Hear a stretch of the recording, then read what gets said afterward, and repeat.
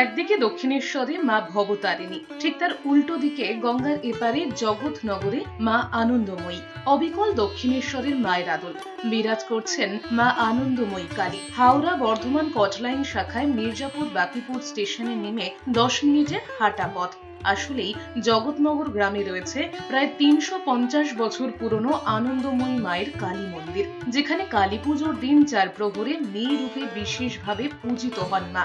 জেলা সহ বাইরে থেকেও অগণিত ভক্ত উপস্থিত হয় দীপান্বিতা কালী পুজোর দিন। পুজোর পরদিন হয় অন্নকূট। জানা যায় এই গ্রামের বাসিন্দা সুবল চন্দ্র রায়ের আনন্দময়ী ওরফে আন্দি নামে 9 বছর বয়সী এক ব্রাহ্মণ কন্যার মৃত্যু হয়। শ্মশানে মৃতদেহ সৎকার করার সময় হঠাৎ তুমুল ঝড় বৃষ্টি শুরু হতেই শবদাহকারীরা ওই কন্যা সন্তানের জ্বলন্ত মৃতদেহ ফেলে পালিয়ে যায়। সেই থেকে এই মন্দিরে কবরের ওপর পঞ্চমন্দির আসনে অধিষ্ঠাত্রী রয়েছেন মা আনন্দময়ী।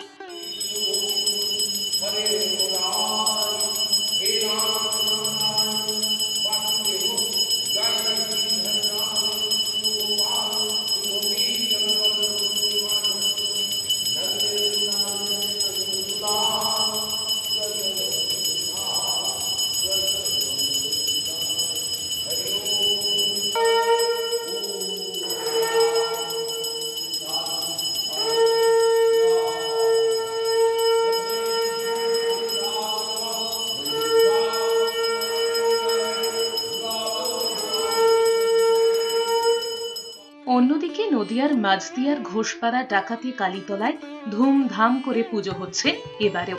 আজ থেকে প্রায় 112 বছর আগে ওই গ্রামের মানুষের দিন কাটছিল অভাব অনটনের মধ্যে দিয়ে। তখন ওই গ্রামের কয়েকজন তরতাজা যুবক সিদ্ধান্ত নিয়ে ফেলেন তারা ডাকাতি করবেন।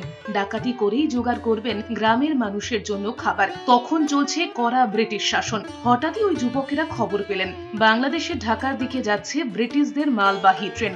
ওই ট্রেনই তারা ডাকাতি করার সিদ্ধান্ত নেন। ভাবনা মতোই কাজ। ডাকাতি করার পর ব্রিটিশ বাহিনীর কাছে ধরা পড়ার ভয়ে জঙ্গলেই কাটতে লাগলো তাদের সময়। সেই সময় তারা স্মরণ করেছিলেন মা কালীকে। অলৌকিকভাবে সেবার তাদের সন্ধান পায়নি ব্রিটিশের পুলিশ। ফিরে যেতে হয় তাদের।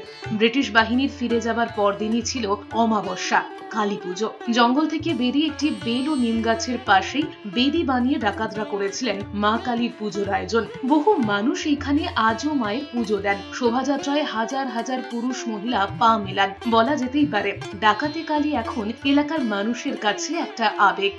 যদি একটু ইতিহাস ঘাঁটি দেখবো আজ থেকে বহু বছর আগে যখন ইংরেজরা আমাদের এখানে ছিলেন, তখন কিছু এখানকার দামাল ছেলে প্রচুর খাদ্য অভাবের মধ্যে পড়ে এবং সেই খাদ্য অভাবকে মেটানোর জন্যে ইংরেজদের যে ওয়াগান যেত সেই চালের ওয়াগান লুট করে তারা এই মায়ের কাছে মানত করে এবং এই পুজোটা দেয়।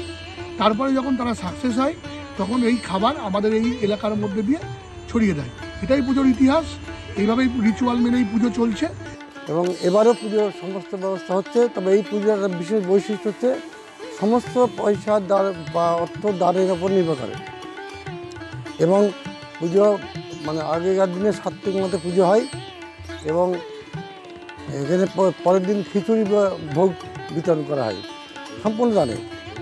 এবং পুজো বলতে পুজোটা সারা রাত দিয়ে হয় এবং রাত্রেই সব তৈরি হয় এবং তারপরে সকালে পুজো শেষ হয়। তার আগে এখানে পাঠা বলি, দণ্ডি খাটা, বিভিন্ন রকম মানত এখানে সবাই দিতে পারে, কোনো অসুবিধা হয় না।